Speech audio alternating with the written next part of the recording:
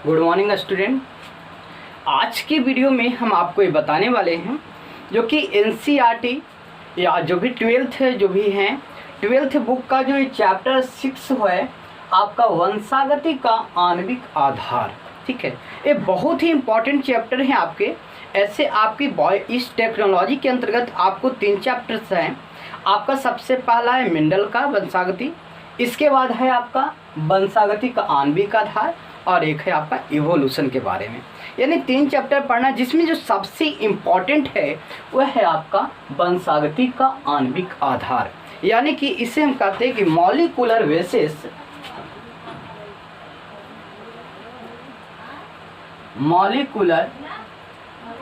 Basis of inheritance.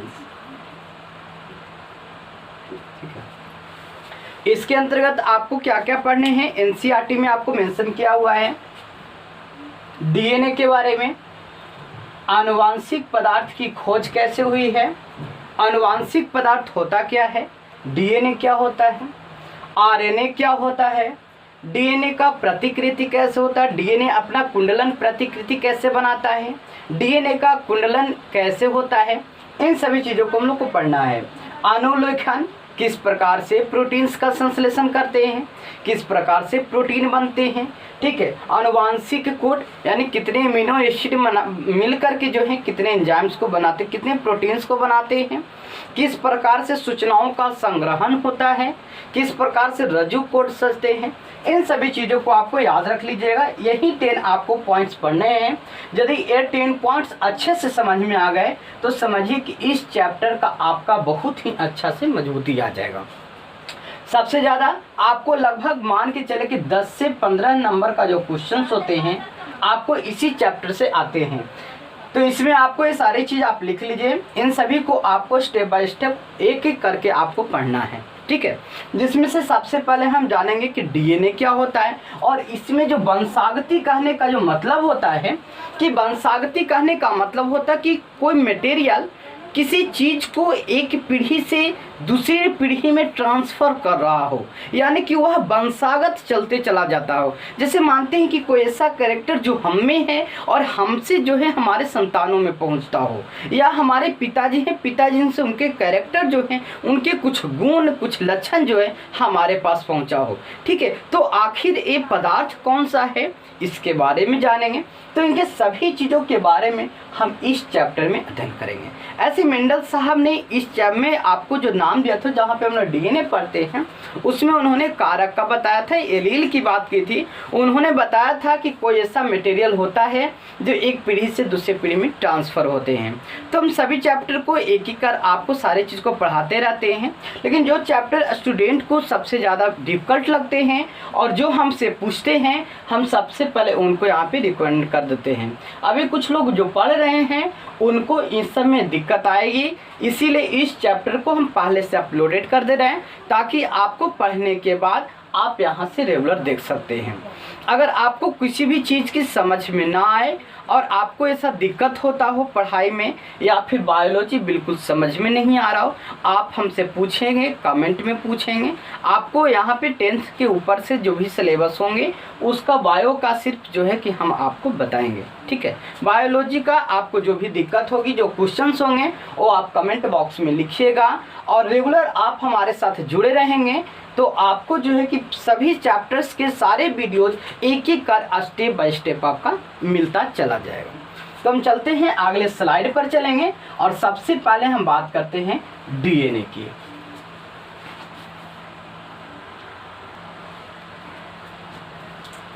तो हम देखते हैं कि जेनेटिक मटेरियल क्या होता है, जेनेटिक मटेरियल किसे कहते हैं। यानी कि जो वंशागति के बारे में हमने बताया था कि एक पीढ़ी से कोई पदार्थ ऐसा होता है जो जिसके गुण के साथ साथ जो है कि अगले पीढ़ी में ट्रांसफ़र हो जाते हैं। आखिर वो पदार्थ क्या है, तो हम लोग जानते हैं कि डीएनए है। यानी कि जो अम्ल होता है, न्यूक्लिक अम्ल जिसे हम डीऑक्सीराइबो न्यूक्लिक अम्ल कहते हैं, डीएनए कहते हैं, वो आपको आनुवांशिक पदार्थ कहलाते हैं। लेकिन अगर सबसे पहले हम आनुवांशिक पदार्थ की बात करें तो आपका आरएनए होता है। लेकिन आरएनए कुछ विषाणुओं में ही होता है, जैसे आपके पॉलीमाइसिटीज है, इन्फ्लुएंजा है, ठीक है। इस प्रकार के जो है टीएमवी वायरसेस हैं, इन सभी में क्या होते हैं, इस तरह के कुछ जो विषाणु होते हैं उनमें आरएनए आनुवांशिक पदार्थ का कार्य करता है। लेकिन अब उसके बाद जितने भी जीव होते हैं, बाकी जितने भी मैमल्स हैं, जितने भी एनिमल्स हैं, ऑर्गेनिज्म हैं, उन सभी में डीएनए ही आनुवांशिक पदार्थ का कार्य करता है। लेकिन हम सबसे पहले ये देखेंगे कि जेनेटिक मटेरियल यानी कि आनुवांशिक पदार्थ हम किसे कह सकते हैं। तो याद रखिएगा कि सजीवों की कोशिकाओं में पाए जाने वाला वह पदार्थ, ठीक है, यानी कि जो सजीव की जो कोशिकाओं में, क्योंकि आनुवांशिक पदार्थ कहाँ होते हैं इन सभी सूचनाओं को हम बताएंगे।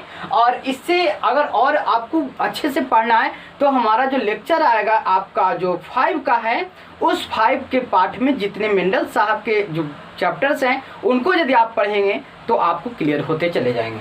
तो देखिए, सजीवों की कोशिकाओं में पाए जाने वाला वह पदार्थ जो आनुवांशिक सूचनाओं का संग्रह करता हो, यानी कि आनुवांशिक पदार्थ यानी कि जेनेटिक मटेरियल हम उसे कह सकते हैं जिनमें बायोलॉजिकल इंफॉर्मेशन,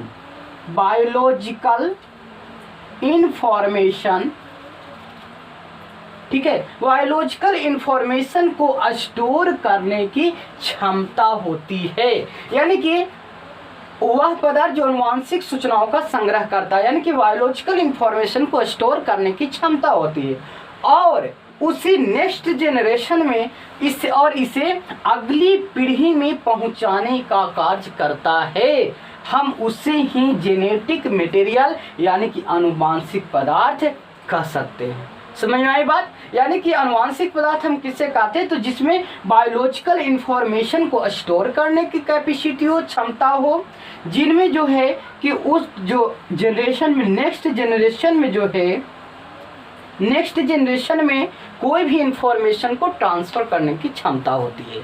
इसके साथ हम ये भी कह सकते हैं कि जिसमें डुप्लीकेशन होता हो, यानी कि जो अपने आप को डुप्लीकेट करने का कार्य करता हो। सबसे इम्पॉर्टेंट रोल है कि जो अपने आप को डुप्लीकेशन करने का काम करता है, डुप्लीकेट होता हो, उसे हम आनुवांशिक पदार्थ कह सकते हैं। ठीक है, याद रखिएगा इस बात को कि सजीवों की कोशिकाओं में पाए जाने वाला वह पदार्थ जो आनुवांशिक सूचनाओं का संग्रह करता है और इसे संग्रह करके इसे अगली पीढ़ी में पहुंचाने का कार्य करता है, उसे हम आनुवांशिक पदार्थ कहते हैं।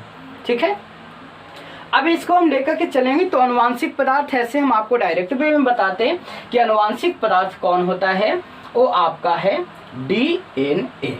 ठीक है, साथ ही में आपका आरएनए भी आनुवांशिक पदार्थ का कार्य करता है। लेकिन इससे पहले हम ये देखेंगे कि डीएनए आरएनए वगैरह जो है कहाँ मिलते हैं, इसे हम क्या कहते हैं, इनकी खोज सबसे पहले किन्होंने ने किया था। ठीक है, तो इससे रिलेटेड अब हम सबसे पहले आप इसे नोट कर लें। हम अब आपको चलते हैं लेकर के नेक्स्ट स्लाइड पे, जहाँ पे हम बताएंगे कि न्यूक्लिक अम्ल की खोज कौन किए हैं, क्योंकि न्यूक्लियोटाइड जो होता है न्यूक्लिक अम्ल का ही पॉलीमर है, ये आपका न्यूक्लियोटाइड, इस बात को भी ध्यान रखिएगा।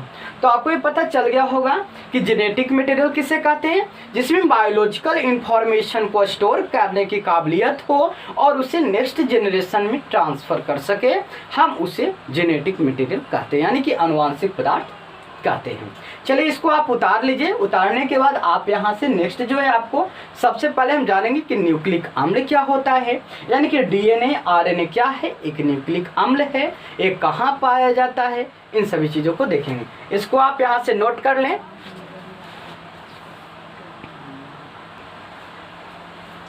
तो ये न्यूक्लिक अम्ल दो प्रकार के, आपकी जो कोशिका जो जीवों की जो कोशिकाओं होती है उन कोशिकाओं में दो प्रकार के न्यूक्लिक अम्ल पाए जाते हैं, यानी कि न्यूक्लिक एसिड 2 टाइप्स के होते हैं आपके, और जो कोशिका होते हैं 2 प्रकार के, एक प्रोकैरियोट एक आपका यूकैरियोट होते हैं, जो कि हम आगे भी चर्चा करेंगे इसके बारे में।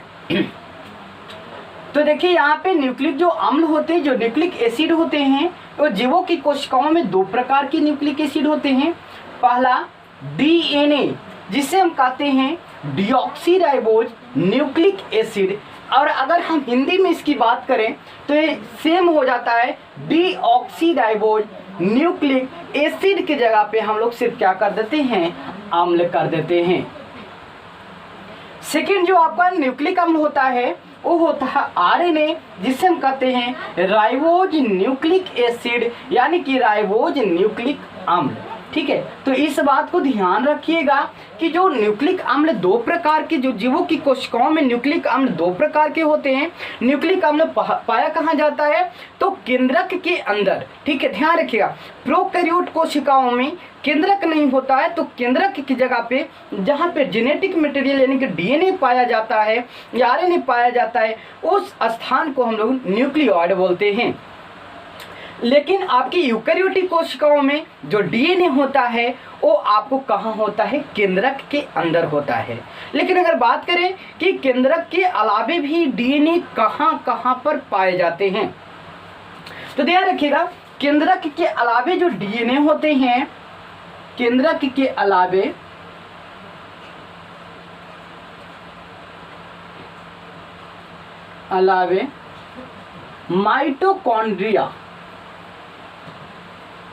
माइटोकॉन्ड्रिया आपको पता होगा कि कोशिकाओं के अंदर माइटोकॉन्ड्रिया जो कि एनर्जी उत्पन्न करते हैं। ठीक है, इसके अंदर आपको जेनेटिक मटेरियल जो होता है डीएनए पाया जाता है, लेकिन वो जेनेटिक मटेरियल होता नहीं है, वो आपको डीएनए उत्प्रेरक वहाँ पे एनर्जी देते हैं। इसके बाद आप ये जान सकते हैं कि जो प्लांट सेल होते हैं उनमें जो प्लास्टिड पाया जाता है, प्लास्टिड में भी डीएनए पाया जाता है। तो याद रखिएगा कि आपके जो डीएनए कहाँ कहाँ पाए जाते हैं, तो एक तो कोशिकाओं में केंद्रक के भीतर पाया जाता है, इसके अलावे आपको माइटोकॉन्ड्रिया एवं प्लास्टिड में भी डीएनए पाया जाता है। ठीक है, लेकिन आपको यूकैरियोटिक सेलों में जब डीएनए की बात करेंगे तो इसमें 3D मॉडल के रूप में इस प्रकार से खुले आपको डीएनए पाया जाएगा। ये आपको इस प्रकार के डबल हेलिक्स मॉडल के रूप में जो है यहाँ पे डीएनए पाया जाएगा। जबकि यहाँ पे बाकी माइटोकॉन्ड्रिया प्लास्टिड वगैरह में क्या होंगे कि इनके दोनों छोर एक दूसरे के बीच में ज्वाइंटेड रहेंगे, इस प्रकार से जो कि दोनों छोर एक दूसरे से ज्वाइंट रहेंगे। इस बात को देखिएगा, अंतर ध्यान से देखिएगा कि दोनों में क्या है। इसके छोर स्वतंत्र होते हैं यूकैरियोटिक कोशिका में, जो केंद्र के अंदर होते हैं, जो जेनेटिक मटेरियल्स का कार्य करता है। ये प्रत्येक कोशिकाओं में पाया जाता है। जेनेटिक मटेरियल याद रखिएगा, प्रत्येक कोशिकाओं में जो है आपका पाया जाता है। तो दो प्रकार के न्यूक्लिक अम्ल की जो खोज की बात करते हैं, तो न्यूक्लिक अम्ल का खोज कौन किए थे, तो याद रखिएगा फ्रेडरिक मिशर साहब ने, जो कि अभी हम नेक्स्ट पॉइंट जो है आपको लिखवाते हैं। फ्रेडरिक मिशर ने न्यूक्लिक अम्ल की खोज किए थे और उसी न्यूक्लिक अम्ल में केंद्रक के भीतर जो WBC होता है, उस WBC में से बास सेल यानी मवाद कोशिकाओं से उन्होंने हिमीकृत करके जो है उसको नाम दिया था, न्यूक्लिन नाम दिया था। इस न्यूक्लिक अम्ल का नाम उन्होंने न्यूक्लिन दिया था। लेकिन बाद में 10 साल बाद जो एक वैज्ञानिक अल्टमान आए थे, इन्होंने उस न्यूक्लिक अम्ल का नाम क्या रख दिया था, न्यूक्लिन का नाम रख दिया था न्यूक्लिक अम्ल। चलिए हम इसकी बात आगे करते हैं। पहले ये देख लेते हैं कि डीएनए और आरएनए के बारे में कुछ पॉइंट देख लेते हैं। पहले हमने जेनेटिक मटेरियल को समझा, डीएनए आरएनए न्यूक्लिक अम्ल को समझेंगे। इसके बाद ये डीएनए क्या होते हैं, आरएनए क्या होते हैं, इसकी संरचना कैसी होती है, क्योंकि जो ये चैप्टर है आपके, ये बायोकेमिस्ट्री के चैप्टर है। याद रखिएगा ये बायोकेमिस्ट्री है, यानी कि बायो प्लस केमिस्ट्री, क्योंकि इनमें संरचनाएं जो है जब भी हैं आपके केमिस्ट्री के बेस पर हैं। ध्यान दीजिएगा कि डीएनए कुछ विषाणु, यानी ध्यान रखिएगा कुछ विषाणुओं जैसे रेनोवायरसेस हैं, टीएमवी वायरस है, पॉलीमाइसिटीज है, इन्फ्लुएंजाज है, इन सभी वायरसेस में क्या होते हैं कि आपको डीएनए नहीं आरएनए आनुवांशिक पदार्थ का कार्य करता है। यानी कि कुछ वायरसेस को छोड़ करके बाकी जितने भी जीव होते हैं उन सभी में डीएनए आनुवांशिक पदार्थ का कार्य करता है। ध्यान रखिएगा इस बात को, इसलिए हमने यहाँ पे लिख दिया है कि डीएनए कुछ विषाणुओं जैसे रेनोवायरस, टीएमवी वायरस, इन्फ्लुएंजा वायरस इत्यादि को छोड़कर अधिकतर जीवों में डीएनए ही जेनेटिक मटेरियल यानी कि आनुवांशिक पदार्थ का कार्य करता है। इसके बाद हम आरएनए की बात करते हैं। तो देखिए आरएनए का कार्य क्या है और जेनेटिक मटेरियल का कार्य आप समझ ही चुके हैं कि जिसमें इंफॉर्मेशन को स्टोर करने की क्षमता हो और उसे नेक्स्ट जनरेशन में ट्रांसफ़र भी कर सके, और उसका प्रभाव उसके ऑफस्प्रिंग में भी पड़ता है, जीवों में भी उसका प्रभाव देखने को मिलता है, उसे हम जेनेटिक मटेरियल कह सकते हैं। आरएनए सबसे पहला जेनेटिक मटेरियल है। इस बात को ध्यान रखिएगा कि सबसे पहला जेनेटिक मटेरियल हम आरएनए को ही मानते हैं। आरएनए सबसे पहला जेनेटिक मटेरियल है, लेकिन यह अधिकतर वाहक के रूप में कार्य करते हैं, यानी कि वेक्टर के रूप में जो है एक दूसरे के नियंत्रण के रूप में जो है कि सूचनाओं का प्रवाह को लेकर के एक जगह से दूसरे जगह ट्रांसफर करने के कार्य करते हैं, इसलिए हम इसे कह देते हैं। और जिनमें आरएनए, इस बात को भी ध्यान रखिएगा कि जिसमें आरएनए आनुवांशिक पदार्थ का कार्य करता है उनमें रिवर्स ट्रांसक्रिप्शन होते हैं। देखिए हमारे यहाँ पे पॉइंट जितने भी होते हैं ध्यान रखिएगा, लिखने के साथ साथ हम एक्स्ट्रा कुछ बताते चलते हैं, वो एक्स्ट्रा आगे चल के हमें पढ़ने को भी मिलते चल जाएगा। तो ध्यान रखिएगा आरएनए सबसे पहला जेनेटिक मटेरियल आनुवांशिक पदार्थ होता है, लेकिन यह अधिकतर वाहक के रूप में कार्य करता है। वाहक यानी कि वेक्टर के रूप, जिसे हम कह सकते हैं वेक्टर के रूप में कार्य करता है। इसके बाद हम कह सकते हैं कि आरएनए कि कुछ और भी कार्य हैं, यानी कि आरएनए के कुछ अतिरिक्त और भी कार्य है। क्या है? जैसे यह अनुकूलक, संरचनात्मक एवं कुछ स्थितियों में यह उत्प्रेरक का भी कार्य करता है। सेंट्रल डोग्मा जब हम पढ़ेंगे आणविक जीव विज्ञान का जो सेंट्रल डोग्मा होता है उसमें किस प्रकार से डीएनए से आरएनए बनता है और आरएनए से प्रोटीन का निर्माण होता है, उन सभी चीज़ों को देखेंगे। तो ध्यान रखिएगा आरएनए के कुछ और भी कार्य हैं, जैसे यह अनुकूलन, आपके अनुकूलन, संरचनात्मक यानी एवं कुछ स्थितियों में उत्प्रेरक का भी कार्य आपका करता है। देखिए इस पॉइंट को जो कि है जो भी लिखते हैं वो सारे चीज़ें हम बोल देते हैं। यदि आपकी वीडियो की क्वालिटी अगर लो हो तो आप 380, 360 या 480 पिक्सल में जो है आप इसे देख सकते हैं। 360 पिक्सल या 480 पिक्सल में जो है आपको यहाँ से दिखाई दे देगा। आप वीडियो को क्वालिटी बढ़ा के देख लें, क्योंकि अभी के डेट में आपके भारत सरकार ने जो कि HD वीडियो जो आप देखते थे 720 और 1080 पिक्सल पर, वो अभी इनकम ना होने के कारण जो है आपको हार्डली 480 पिक्सल तक ही कर दिया है। आप देखिएगा अभी के डेट में कि यूट्यूब पर कोई भी वीडियोज वगैरह आप देखेंगे तो इस स्थिति में अभी जो लॉकडाउन की स्थिति है, इस लॉकडाउन की स्थिति में 480 पिक्सल तक ही हार्डली दिखाई देते हैं। आगे चल के जब स्थिति सामान्य होगी तो पूरा करने का कोशिश किया जाएगा। चलिए तो इसको आप यहाँ से लिख लीजिए, इसके बाद हम आगे लेकर के आपको चलते हैं।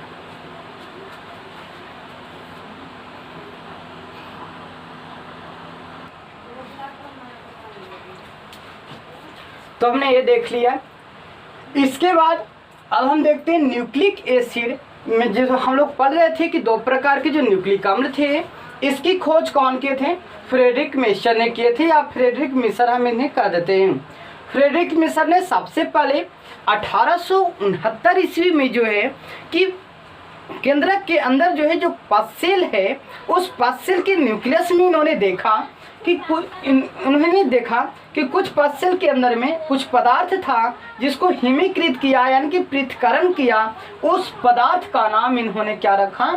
ध्यान रखिएगा, न्यूक्लिन रखा था। ठीक है, यहाँ इसको देखिए जल्दी दिखाई ना दे, पढ़ लेते हैं कि फ्रेडरिक मिशर ने 1869 ईस्वी में सर्वप्रथम इन्होंने मवाद कोशिकाओं यानी कि जो पास सेल हैं, पास सेल्स के न्यूक्लियस से इसे पृथक्करण किया यानी कि आइसोलेशन किया था, और इस आइसोलेशन के बाद जिसका नाम रखा था इन्होंने न्यूक्लिन दिया था। ऐसा क्यों इन्होंने दिया था? क्योंकि यह न्यूक्लियस में पाए जाने के कारण इन्होंने इसका नाम क्या दिया? न्यूक्लिन दिया था। लेकिन बाद में एक और साइंटिस्ट आए जिसका नाम था अल्टमान। ठीक है, अल्टमान नामक वैज्ञानिक ने क्या कि इसका नाम जो है न्यूक्लिक अम्ल रख दिया। क्यों ऐसा रखा? क्योंकि इसकी जो प्रवृत्ति है वो अम्लीय है, यानी कि ये अम्ल है, एसिड है, इसीलिए इसका नाम केंद्रक में पाए ही जाते हैं, इसलिए इसका नाम क्या रख दिया इन्होंने? न्यूक्लिक अम्ल। तो ध्यान रखिएगा, सबसे पहले न्यूक्लिक एसिड की खोज फ्रेडरिक मिशर ने किया था, लेकिन इसका जो नाम रखे थे पृथक्करण करने के बाद जिसका नाम रखे थे इन्होंने इसका नाम क्या दिया था? न्यूक्लिन दिया था। लेकिन अल्टमान जो थे साइंटिस्ट थे, इन्होंने बोला कि नहीं, न्यूक्लिन नहीं, इसका सीधी नाम न्यूक्लिक अम्ल ही रखा जाए, न्यूक्लिक एसिड ही रखा जाए।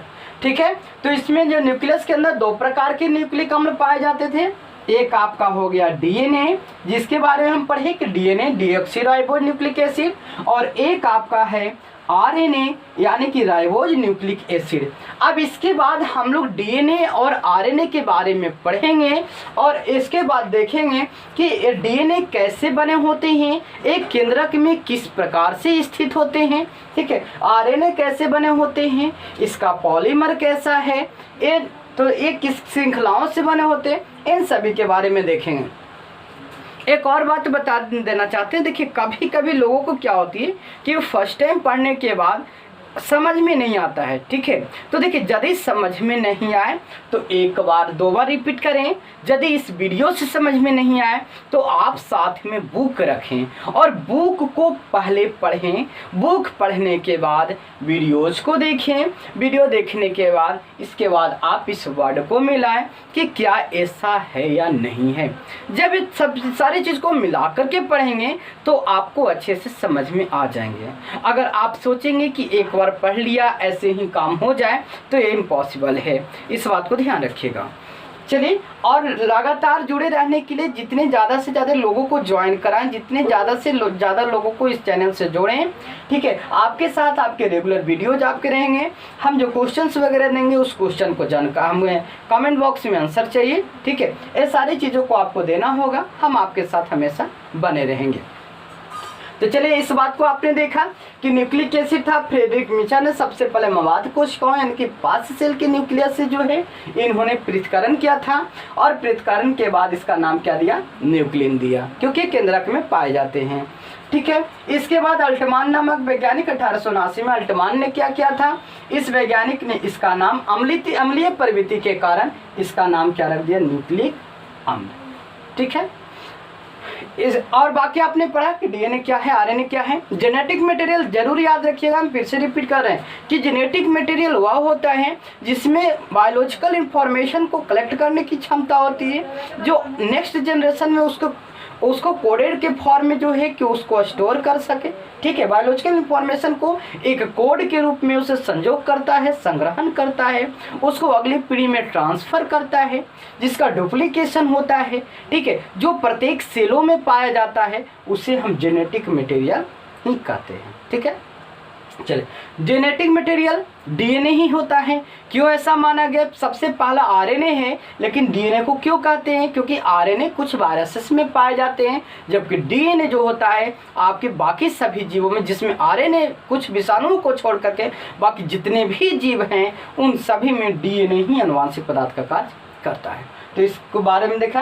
अब हम चलते हैं नेक्स्ट पॉइंट, जो कि डीएनए लेकर के चलते हैं कि डीएनए क्या है, इसकी संरचना क्या होती है, कैसे बने होते हैं, इसके लिए तो इसको चलिए लिखिएगा तो लिख लीजिए। अब हम चलते हैं नेक्स्ट स्लाइड पे।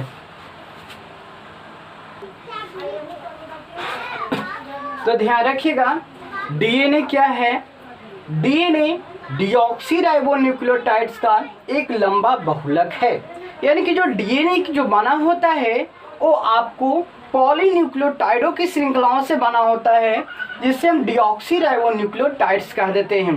यानी कि हम लोग को इसमें न्यूक्लियोटाइड्स का पढ़ना है, जो न्यूक्लियोटाइड्स होता है उन्हीं के द्वारा जो है ये डीएनए बनता है।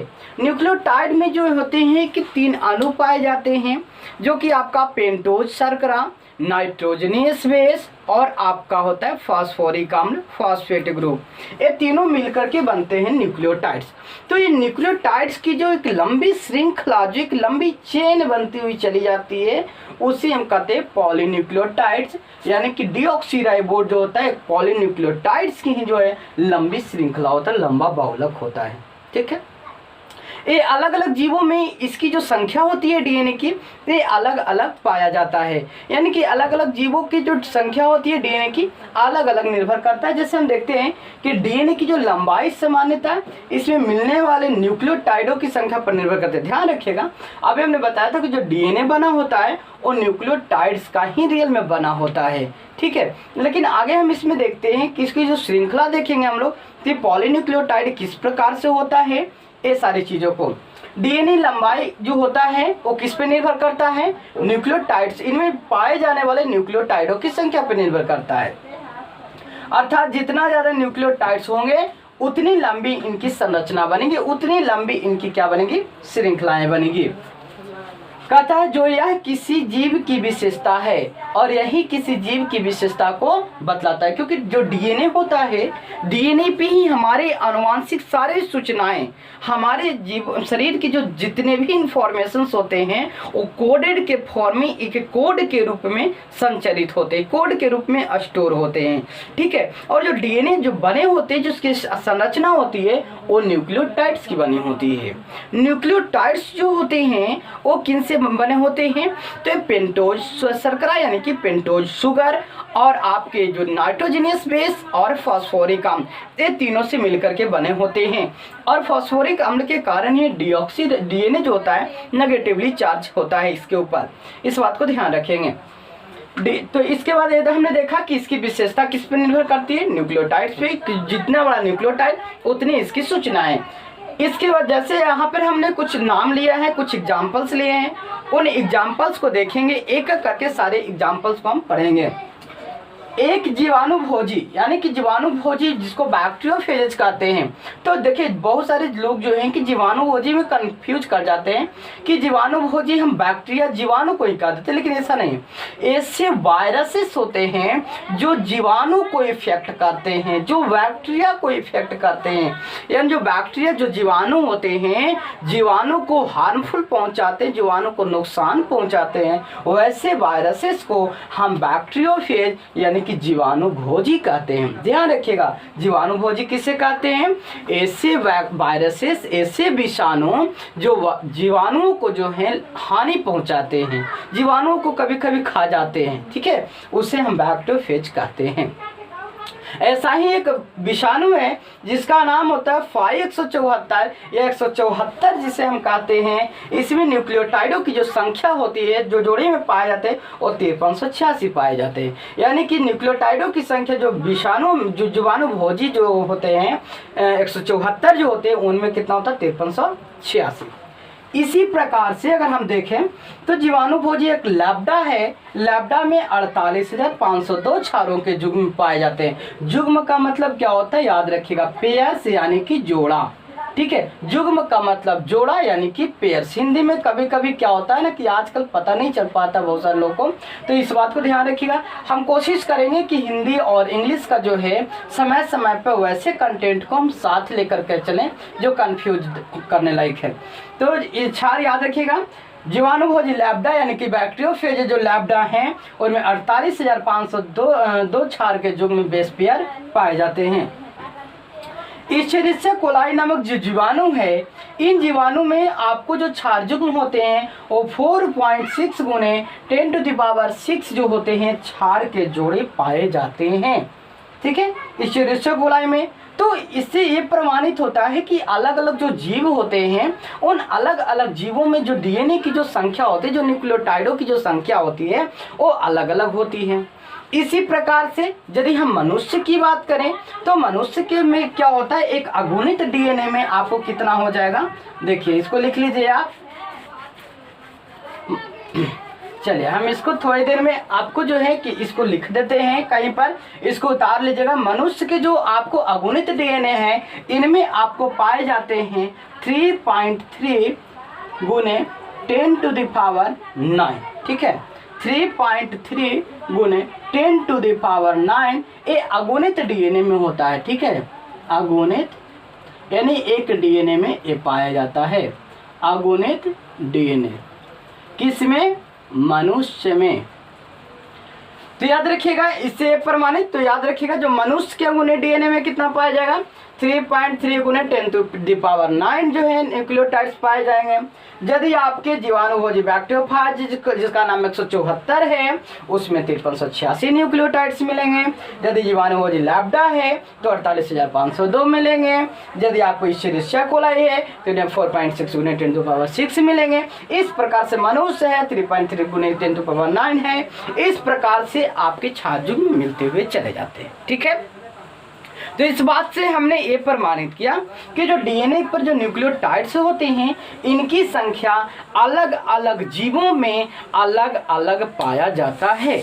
अब आगे हम देखेंगे, इस बात को भी देखेंगे कि न्यूक्लियोटाइड्स क्या हैं न्यूक्लियोसाइड क्या है, डीएनए की संरचना क्या होती है, डीएनए किससे बने होते हैं, फिर डीएनए और आरएनए का जो संरचना सूत्र होता है वो क्या होता है, इन सभी चीज़ को हम देखते हैं। ठीक है, तो और हमारा जो अध्याय प्रत्येक लगभग आधा घंटा का होगा और आधे घंटे के अध्याय में हम छोटे छोटे पार्ट में कर करके ये सारे चीज़ को बनाते चले जाएंगे, ताकि आप लोग को पढ़ने में ज़्यादा समय ना लगे और इसे समझने में भी आसानी हो। जब ज़रूरत हो वीडियोज़ को आप वहाँ पे ओपन करेंगे और इस बात को आराम से समझ सकते हैं। चलिए, तो ये आपका यहाँ पर हो चुका है। अब हम देखेंगे कि डीएनए डीऑक्सीराइबोज और राइबोज न्यूक्लिक का जो है आपको स्ट्रक्चर यहाँ पर हम बना करके दिखाएंगे।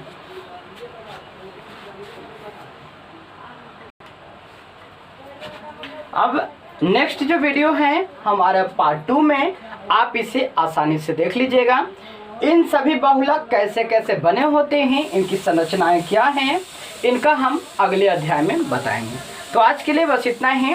और हाँ, इस बात को ध्यान रखिएगा, लोगों को ज्वाइन कराइए जितना ज़्यादा से ज़्यादा हो सके और एकदम आसान भाषा में हिंदी में आप बायोलॉजी को पढ़ें, साथ में इंग्लिश का भी कंटेंट आप ले सकते हैं।